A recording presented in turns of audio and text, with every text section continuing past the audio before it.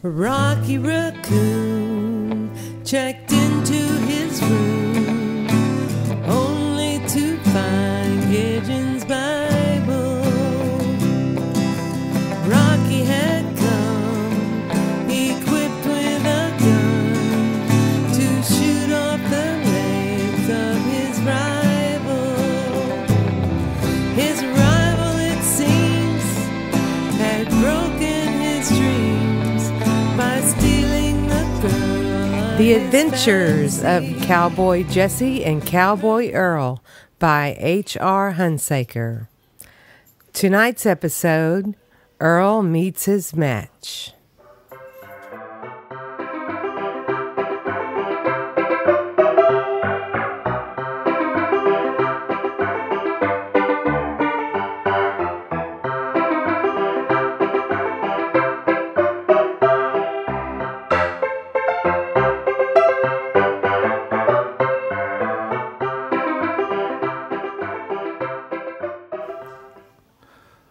"Oh no," said Jessie, "not another stop. This is the 5th store already."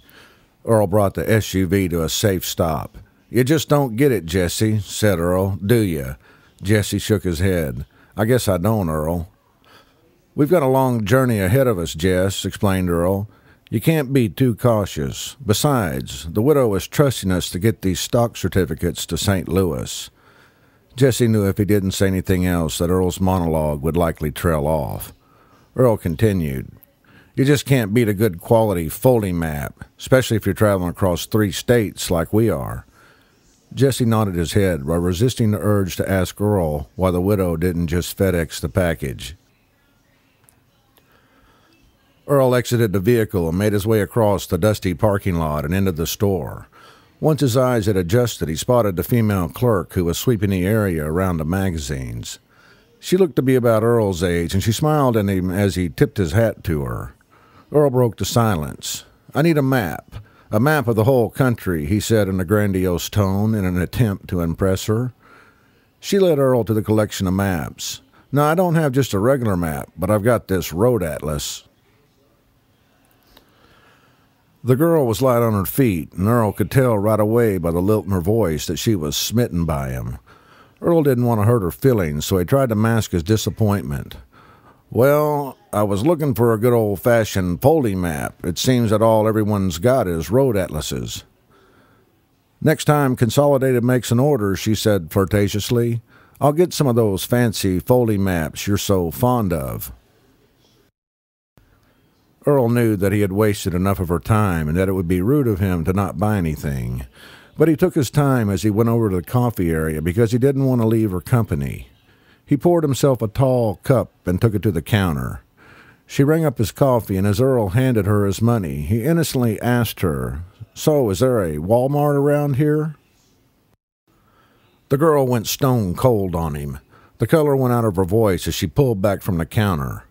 "I wouldn't know anything about that," she said in disgust. She handed him his change and looked him square in his eyes, searching for anything redeeming about him. Earl was at a loss for words because he knew he had insulted her. After a moment of awkward silence, she pointed to the north and said with reluctance, "You might try Carthage. It's about 40 miles north of here. Ask someone there. They might know." She followed him to the door as he worked his way out of the store. She stood at the door and watched him as he walked to the SUV like a whipped pup. Earl got in the vehicle and took off his hat. Jessie looked over at the disheveled Earl and asked, "What's got into you, man?" Earl shook his head in disbelief.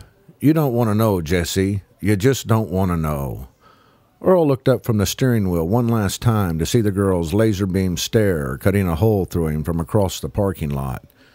He backed the Volvo out of the parking space and spun the tires on the gravel until they hit pavement. Earl held a tight grip on the steering wheel, and for the next 8 hours he thought to himself and didn't say a word. The Cowboys made it to the outskirts of New Madrid by dusk.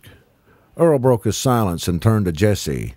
"Jessie, we ain't never going back there again." Jessie was unaware of Earl's torment, and he had no idea what he was talking about. "Go back where?" Earl shook his head and replied, "Never mind, Jessie, never mind." Earl picked up the pace and punched the Volvo all the way into St. Louis before dawn. The end. Stinking of gin, and proceeded to lie on the table. He said, "Rocky, you met your match." But Rocky said, "Doc, it's only a scratch. And I'll be better, Doc, as soon as I am able." Now Rocky Raccoon, he fell